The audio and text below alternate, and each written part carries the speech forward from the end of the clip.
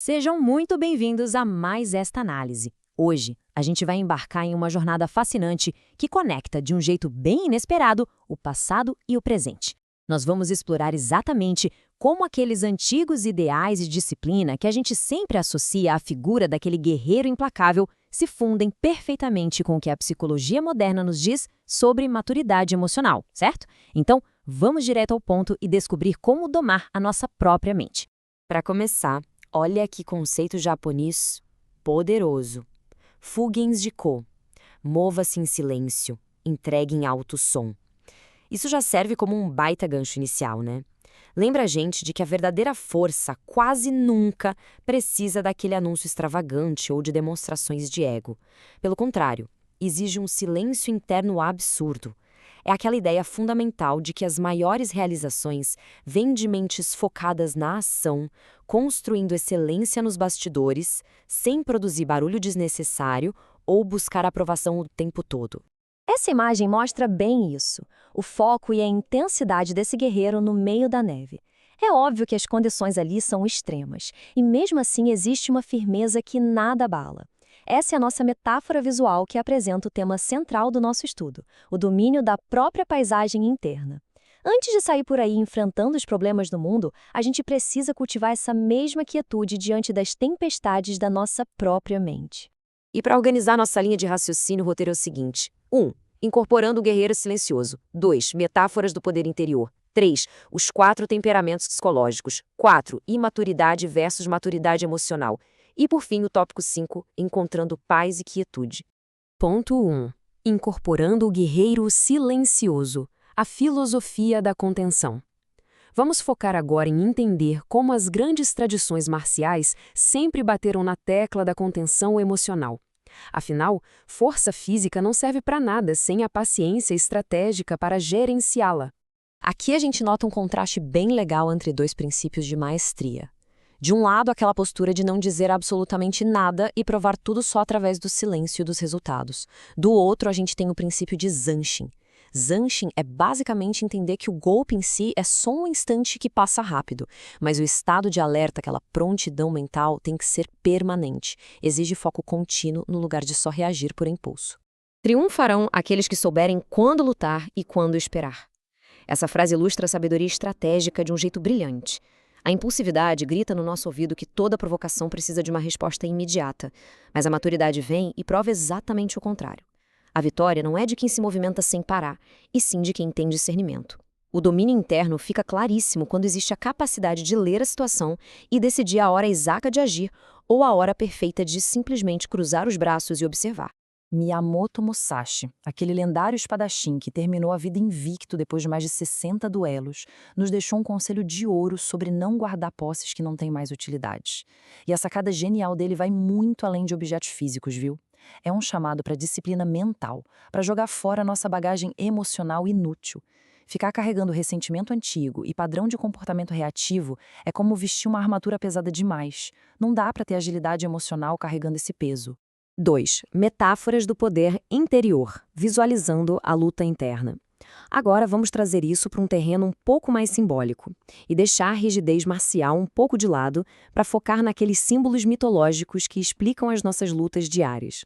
Imagina só essa dualidade. À esquerda, aquele caos visível do Hércules tentando derrotar a Hidra, que é a imagem clássica do enfrentamento contra ameaças que não param de se multiplicar. Já à direita, o poder em estado puro, contido, na quietude de uma pantera negra. A nossa maestria emocional pede muito isso. A transição de um estado onde a gente está sempre apagando incêndios fora de nós, para essa confiança silenciosa de saber que a força está ali, pronta se e quando for necessária. E o próprio oceano dá uma lição incrível sobre isso. É totalmente possível abrigar a tempestade e a calmaria no mesmo espaço. Ter controle não significa de jeito nenhum anular sentimentos fortes ou nunca sentir raiva. Na verdade, significa que não importa o tamanho da agitação lá na superfície, as profundezas continuam estáveis. É juntar no mesmo lugar a força e a suavidade. 3. Os 4 temperamentos psicológicos. Mapeando a reatividade humana. Essa visão nos traz para o terceiro ponto da nossa explicação. Depois de entender a contenção na teoria, vamos usar esses antigos mapas psicológicos para decodificar os nossos comportamentos. Baseado nas fontes desse estudo, a gente tem 4 temperamentos básicos: colérico, melancólico, fleumático e sanguíneo. Pensa neles como um padrão de fábrica. Cada um tem inclinações super instintivas diante do estresse. O grande segredo da inteligência emocional não é tentar mudar quem a gente é na essência, mas sim mapear essas tendências de fábrica para poder gerenciar as reações do melhor jeito possível.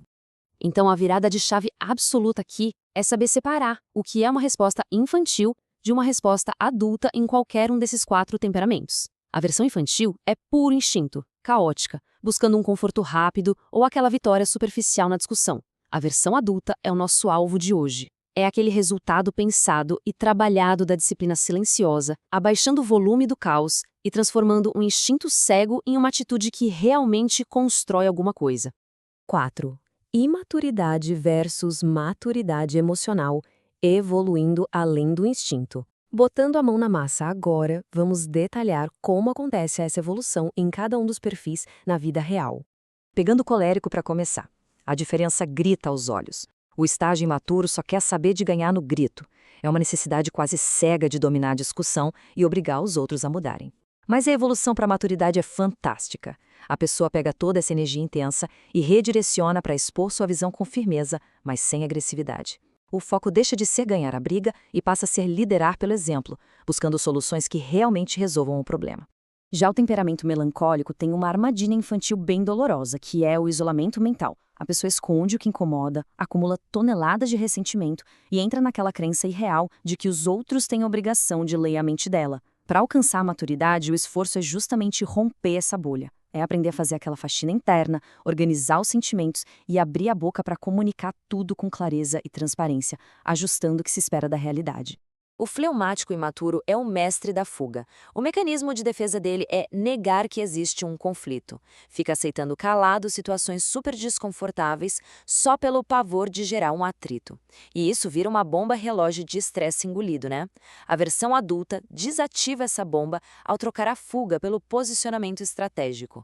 É sacar que existe a hora certa de intervir e principalmente estabelecer limites saudáveis sem precisar perder a calma. É possível ser suave na forma e absolutamente firme no limite. E o sanguíneo? O sanguíneo infantil é puro calor do momento. Uma reatividade explosiva, teatral até. Aquela tendência de fazer grandes promessas no pico da emoção, mas que viram fumaça no dia seguinte. O passo para amadurecer aqui exige uma ancoragem forte. Significa manter, claro, aquela capacidade linda de demonstrar afeto e emoção de um jeito vivo, mas colocando uma dose cavalar de temperança. É aprender a medir as palavras para garantir que a consistência venha sempre, sempre antes do espetáculo. 5. Encontrando paz e quietude, o objetivo final da maestria. Depois de navegar por todo esse processo de amadurecimento, a gente chega na reflexão que amarra tudo. Afinal, para que serve todo esse esforço de autodisciplina e organização emocional?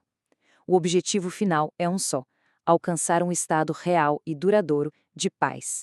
Olha que imagem simbólica maravilhosa. A disciplina não expulsa a leveza. Os passarinhos se sentem seguros o suficiente para pousar na espada guardada do guerreiro. Quando a mente toma as rédeas das próprias reações, aquela hostilidade gratuita simplesmente desaparece. O resultado é um indivíduo tão ancorado que até os elementos mais frágeis encontram segurança perto dele. A verdadeira maestria não bota medo em ninguém. Ela cria um ambiente seguro. E essa proteção serve para dentro também. Alcançar o estágio adulto dos nossos temperamentos é o que garante noites de sono profundo. Lá fora, o trabalho, as relações, a economia, o mundo pode estar caindo aos pedaços como uma tempestade. Mas quando a gente organiza a nossa própria casa interna, a mente ganha de verdade o merecimento de repousar e descansar em paz. E um detalhe crucial: o nosso vigor emocional não é o vilão da história. Não é sobre apagar a nossa intensidade. Pensa no fogo. O incêndio na floresta devora e destrói tudo, certo? Mas através do amadurecimento psicológico, a gente pega esse incêndio instintivo e transforma em uma fogueira intencional. Fica acolhedora, controlada e direcionada, iluminando perfeitamente o nosso caminho ao invés de queimar a nossa vida.